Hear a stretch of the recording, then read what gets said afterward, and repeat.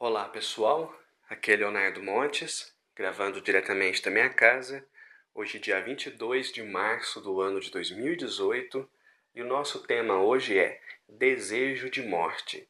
Se você quiser ouvir outras reflexões, acesse youtube.com/Voz Espiritualista e curta a nossa página no Facebook, facebook.com/Voz Espiritualista. Aliás, se você quiser falar comigo, o jeito mais prático é mandando uma mensagem através da página do Facebook, ok? Muito bem. Continuando a nossa série de estudos de caso essa semana, onde eu tenho trazido assim casos um pouco sinistros, um pouco tenebrosos, né? Nós vamos falar hoje sobre desejo de morte. Só que antes de entrar no assunto, deixa eu explicar uma coisa. Nós que exercemos a mediunidade, que trabalhamos, nós o tempo todo estamos lidando com as trevas. Eu tenho recebido muitas mensagens, né, de pessoas achando assim que está muito pesado, que está muito tenebroso. E eu até concordo, as pessoas mais sensíveis talvez sintam isso de fato.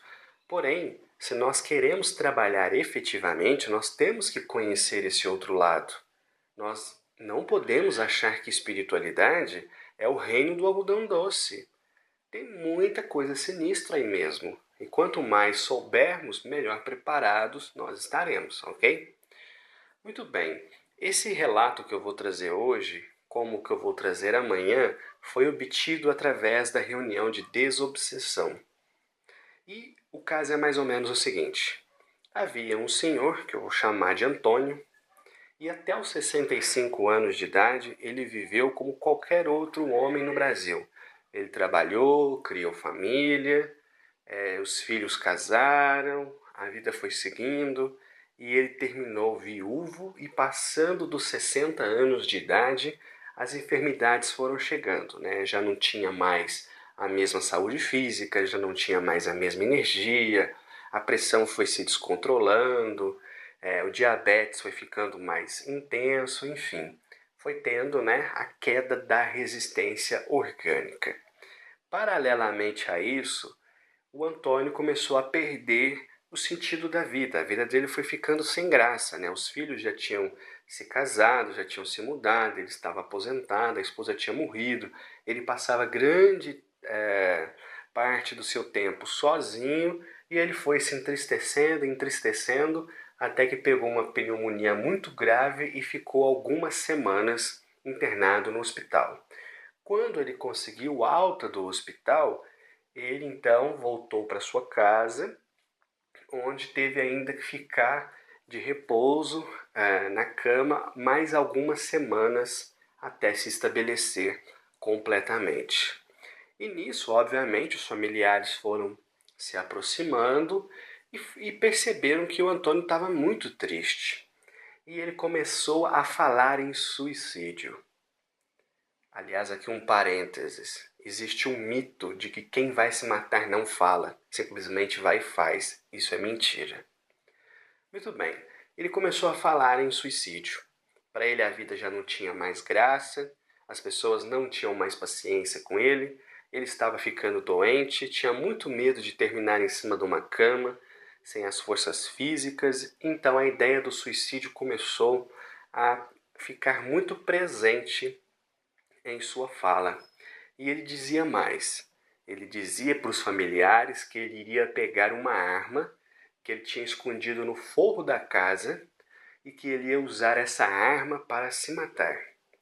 Resultado, ninguém acreditava. Achava apenas que ele estava amargo, que era um velho ranzinza, que só gostava de reclamar da vida e não deram muita importância para este caso. Bom, paralelamente a tudo isso, o que aconteceu? Os pensamentos de baixa vibração do Antônio foram gradativamente atraindo para a própria casa vários e vários espíritos arruaceiros, espíritos baderneiros, que não têm mais o que fazer a não ser ficar infernizando a vida alheia. E esses espíritos, vendo que a família não nutria praticamente nenhum amor por esse senhor, e que ele estava completamente entregue, sem fé, sem esperança, sem vontade de reagir, e a cada dia desejando morrer, essas entidades começaram a assessorá-lo. elas cercavam-no, influenciavam, infundiam-lhe ideias, estimulavam seu desejo de acabar com a própria vida. Bom, os familiares diziam o seguinte, que ele já estava tão debilitado por conta da idade e do sofrimento físico que ainda que ele quisesse se matar, ainda que supostamente essa arma existisse, e ninguém acreditava que ela existisse porque eles viveram anos e anos ali, nunca viram arma nenhuma, nunca ouviram essa história, ele não teria forças para fazê-lo. Pois bem, ele começou a melhorar, ele recobrou a sua saúde, né? Ou seja, ele saiu da crise da pneumonia e estava relativamente bem. Os familiares então foram se afastando, até que novamente ele ficou sozinho entre aspas, né? Porque nesse momento a casa dele já era um covil de obsessores. E esses espíritos começaram a alimentar, jogar lenha na fogueira do suicídio. Só que existe um princípio muito interessante, porque as entidades não nos influenciam apenas com ideias, elas também nos influenciam com energia. E a partir do momento que o Antônio decidiu tirar a própria vida, essas entidades estavam em tal ressonância com os ideais que o fluido dessas próprias entidades terminava alimentando a energia do Antônio. Então, um dia ele se levantou, pegou a escada, colocou em frente o telhado onde havia escondido a arma. Ele tentou subir e não deu conta. A resistência do corpo foi maior. No dia seguinte, ele conseguiu subir até a metade da escada. No outro dia, ele chegou até o fim da escada. No dia seguinte, ele conseguiu subir no telhado e realmente ele tinha uma arma guardada. Era uma garrucha velha que ficou lá sei lá quantos e quantos anos guardada. Ele então desceu com a arma, foi para dentro de casa e deu um tiro na própria boca, vindo a desencarnar. Bom, os familiares só acharam o corpo do Antônio alguns dias depois devido ao mau cheiro.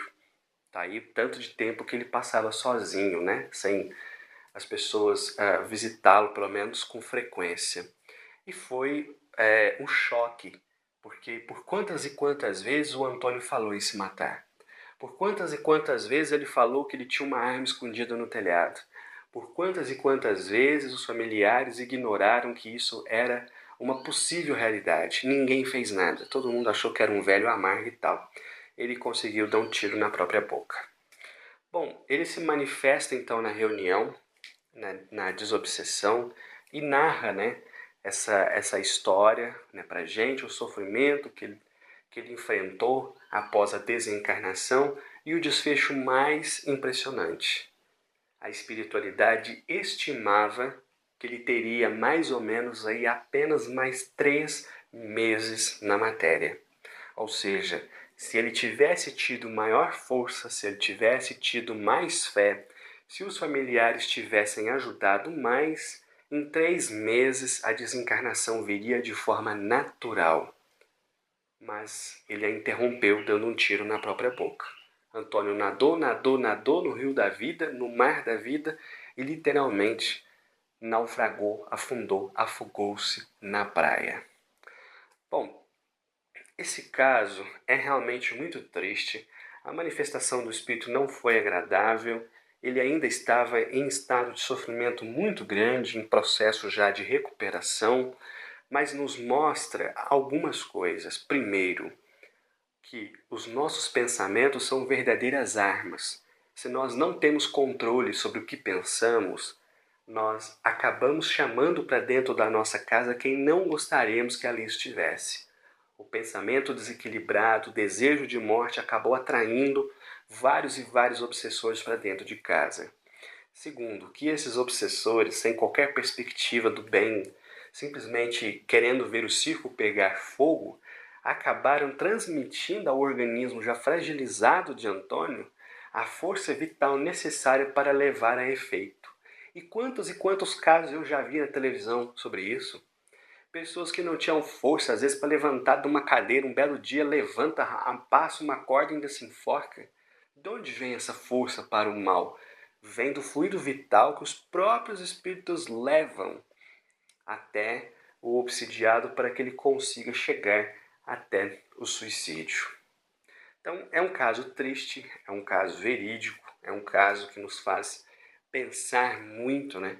Principalmente levando em consideração que ele tinha só mais 3 meses na matéria. E quantas vezes nós recorremos a atitudes extremas, sendo que muitas dessas vezes aquilo que nos atormenta passaria naturalmente dentro de alguns dias, talvez algumas semanas. Portanto, temos que buscar sempre estar vigilantes, não permitindo que os nossos pensamentos caiam em baixas vibrações, a fim de que a nossa casa não se transforme num covil de obsessores. E quantas pessoas existem que vão aí nos mais diversos terreiros e falam assim: eu não tenho paz na minha casa vive um pé de guerra, toda hora um discutindo, chega até a ter agressão física, mas eu não sei por quê, porque eu faço de tudo, eu tomo passe, eu não sei o que, faz de tudo, menos controlar o próprio pensamento. Pensa com raiva, pensa com mágoa, pensa com ódio, e pensamento é força. Pensamento é uma verdadeira bomba que nós carregamos em nosso corpo. Mas infelizmente a gente não aprendeu ainda a focar os nossos pensamentos em coisas que possam nos engrandecer.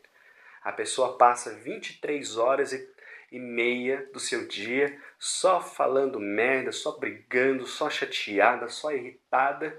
Aí em 30 minutos que ela faz uma oração, ela acha que ela vai salvar. Não vai. Olha só, você passa quase que 90% do seu tempo jogando, emitindo lixo mental o tempo todo. Em meia hora que você não faz isso, você acha que será suficiente para limpar tudo? Você passa 8 horas por dia sujando a sua casa. Em meia hora você consegue limpar tudo? Não, não consegue. E nós também não conseguimos. Então, fico alerta. Se você quiser ouvir outras reflexões, youtube.com/voz espiritualista. Um abraço a todos.